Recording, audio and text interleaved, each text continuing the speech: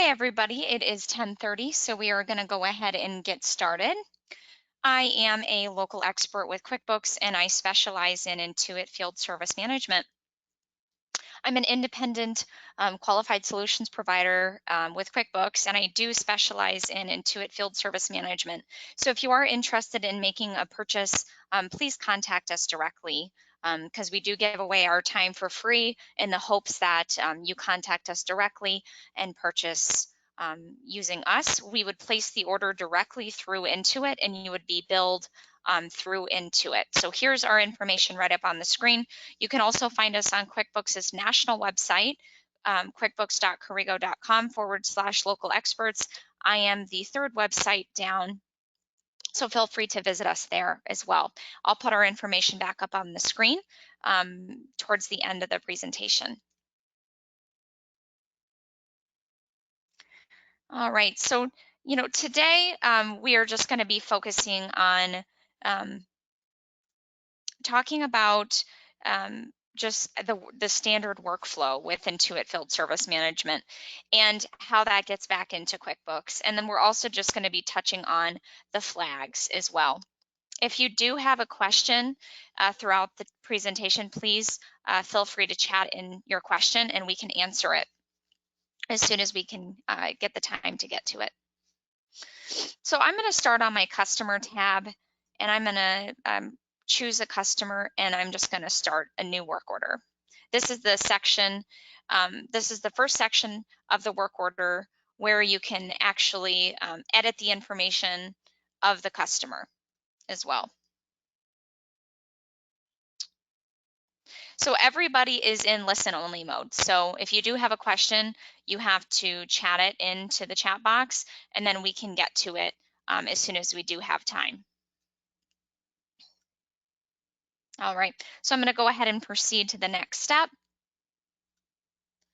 And I'm going to choose, sink not draining.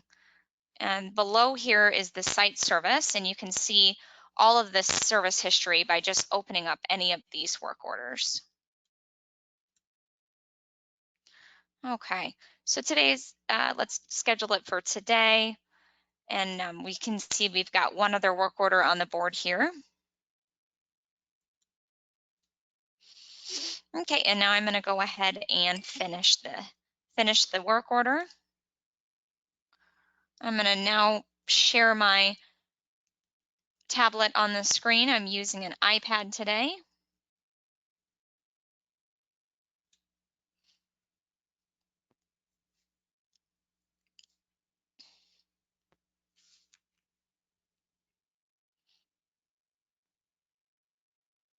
Okay, so I've got one work order here waiting to get picked up.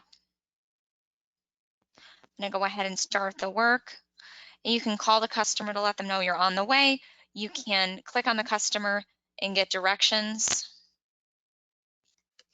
You can check out the service history as well by going to a field that says site, and it'll pull up all the existing service history. You can take photos by going to the notes section.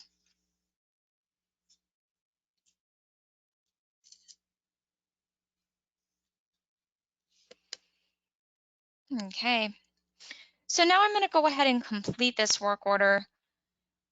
I'm going to hit completed, and I'm going to make a note about what I did, and then I'm going to take a payment. I was on site for 2 hours. I was able to fix the sink. It was not draining, period. Okay, and I'm going to go ahead and complete this. And now I'm going to take a payment. I'm going to move down to the invoice total section. And I'm going to select one of my items here. And I got to this by pressing that magnifying glass.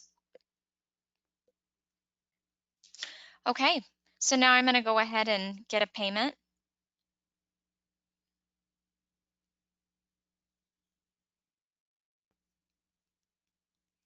You do have to still bring the check in back to the office for deposit. Okay, and I'm going to email that off to the customer. Simple enough. Now let's go ahead and talk about, adding a flag. So I'm going to create a work order from my tablet, I'm just going to go to the corner here, the square with the arrow through it, the share icon, and to get to that. Okay, so I'm going to create a work order.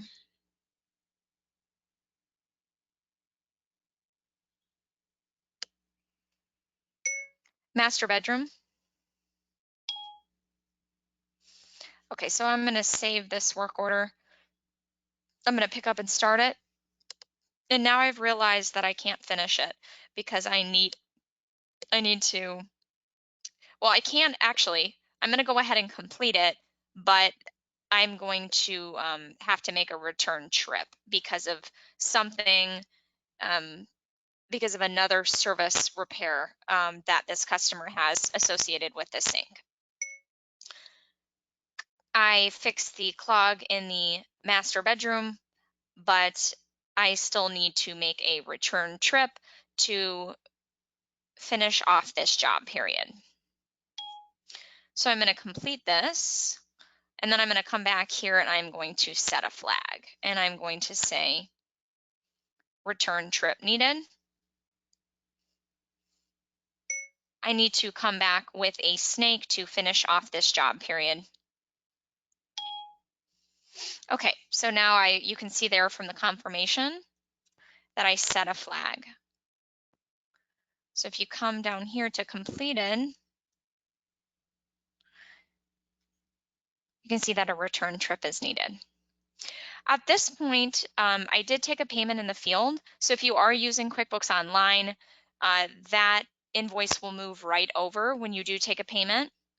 But if you are using QuickBooks Desktop, you can just synchronize with the file menu and those invoices will move right over. All right, so I'm going to go ahead and put my information back up on the screen. It was just a short one today. Sometimes I do longer demonstrations depending upon the topic.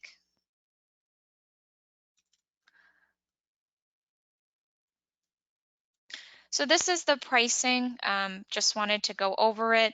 If you've got between 1 and 10 users, it's $35 per month. If you have above 11, it goes down to $31. If you do need to add a user, please just email us directly or call us and we'll take care of that for you the same day so that it appears in your People tab. All right, well, thank you so much for your time. Tune in every Wednesday at 10:30 for a new topic.